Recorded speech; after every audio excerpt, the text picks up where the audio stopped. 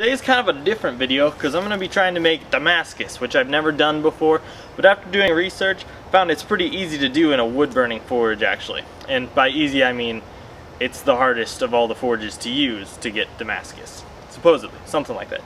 But the metal I'm going to be using should be the easiest kind of metal to make Damascus with. It's just a copper and brass billet, and I'll get a little closer so you can see. So you can see there's a bunch of brass rods in there. I closed off this end. I don't know what that white stuff is. So this is technically called a billet, I believe. And what's going to happen is this copper is going to get up to forge welding temperature, which isn't very high for copper or brass. And the brass will probably be almost liquid state, so I'm not quite sure how I'm going to work that out, because brass has a pretty low melting temperature.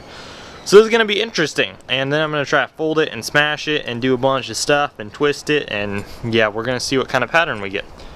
Anyway, let's go ahead and get this forge started.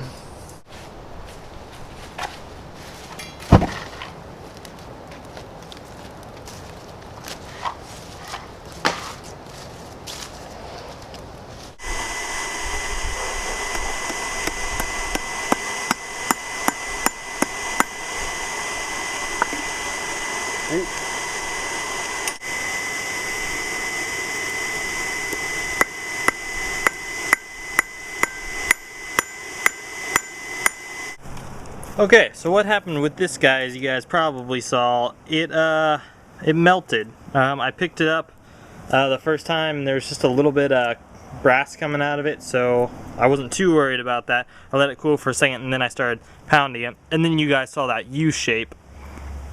And at that time, most of the brass had actually melted out.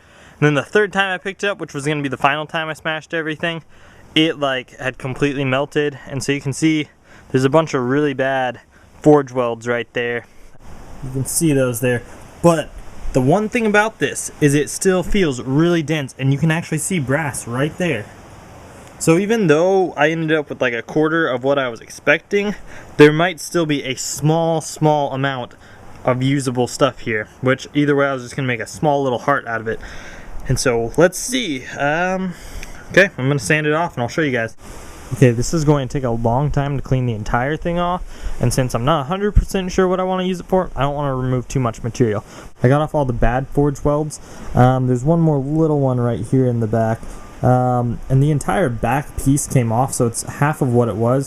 What happened was there was so much carbon buildup in between the copper that it didn't fuse when I flipped it over on itself the second time I folded it. But this piece right here, and melting definitely affected the heck out of it.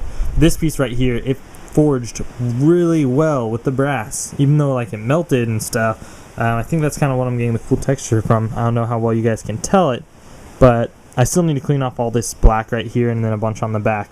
But you can tell that there's a lot of brass right there, and then a lot of copper, and then the two are merged right here. I'm having to squat down because I didn't want to adjust my camera, and I just forged something else too. That's why I probably look really tired. But thanks for watching this video. I definitely want to try this again, but maybe with something that's more concentrated heat rather than kind of out there. Maybe like in a acetylene torch, I could get really good heat from that and be able to control it really well. I also want to try other forms of Damascus, so make sure to subscribe if you want to see that kind of stuff. And thanks again for watching, and I'll see you guys in the next video.